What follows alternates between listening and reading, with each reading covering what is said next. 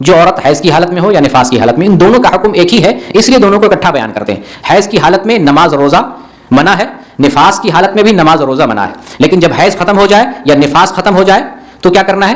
نماز شروع کر دینا ہے، اور جو روزہ چھوٹا ہوا رہتا ہے روزوں کی قضا کرنی ہے۔ یعنی حیضہ اور نفسا دونوں کا سیم حکم ہے، حیض کی حالت میں نفاس کی حالت میں نماز نہیں پڑھے گی، روزہ نہیں رکھے گی۔ جب خون منقطع ہو جائے، عورت پاک ہو جائے، تو پاکی کا غسل کرنے کے بعد اب روزہ رکھنے لگے، نماز پڑھنے لگے گی اور روزہ بھی رکھنے لگے گی۔ پہلے جو روزہ چھوٹا تھا ان روزوں کی بعد میں قضا کرے گی۔ یہ حیضہ اور نفسا کا معاملہ ہے۔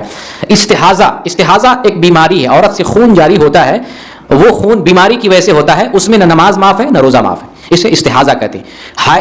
حیض اور استحاضہ میں فرق ہے، عورتوں کو اس بات کو سمجھنا چاہیے۔ حیض کا جو خون ہوتا ہے اس میں 3 قسم کی علامت ہوتی ہے۔ رنگ کالا ہوگا، اس کی ماہیت وہ گاڑھا ہوگا، اور اس کے اندر بدبو ہوگی۔ لیکن ہے جو کیا کہتے ہیں استحاضہ کا خون ہے، یہ کیفیت یہ صورت اس میں نہیں پائی جاتی، وہ نہ گاڑھا ہوگا نہ کالا ہوگا نہ اس میں بدبو ہوگی، وہ جنرل خون ہوتا ہے۔ ویسے آپ بدن کا خون کاٹتے ہیں اس میں بدبو نہیں ہوتی، وہ گاڑھا نہیں ہوتا ہے، اس کے اندر جو ہے کالا پن نہیں ہوتا ہمارے بدن سے جو خون کٹے گا۔ لیکن حیض کے اندر یہ 3 صفات ہوتے ہیں، عورتوں کو یہ صفات دیکھ کر پہچان لینا چاہیے کہ حیض ہے، یہ صفات نہیں ہے تو حیض نہیں ہے۔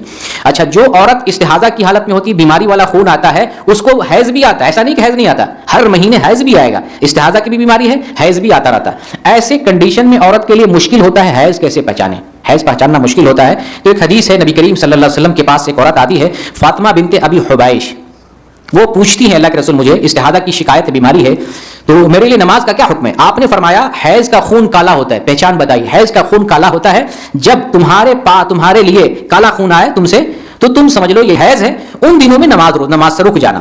جب کالا خون نہیں آئے تو تم وضو کرنا اور نماز پڑھنے لگ جانا۔ گویا کہ استحاضہ کی شکایت جس عورت کو ہے، جب کالا خون آنے لگے تو کیا کرے گی؟ نماز سے رک جائے گی، روزہ سے رک جائے گی۔ جب کالا خون بند ہو جائے تو غسل حیض کرے اور اس کے بعد وہ نماز روزے کی پابندی کرنے لگ جائے۔ چونکہ اللہ رب العالمین نے بناتے آدم پر یعنی عورتوں پر ہر مہینہ حیض کا آنا مقرر کر دیا ہے۔ جو عورت بالغ ہو جاتی ہے، بلوغت سے لے کر 50-60 سال تک حیض کا خون ہر مہینے آتا ہے۔ یہ ہر عورت کے ساتھ لگا ہوا ہے، بلوغت کے بعد سے لے کر کسی کو 50 سال تک، کسی کو 55 سال تک، کسی عورت کو 60 سال تک حیض آتا رہتا ہے۔ تقریباً 60 سال کے بعد حیض کا معاملہ ختم ہونے لگ جاتا ہے۔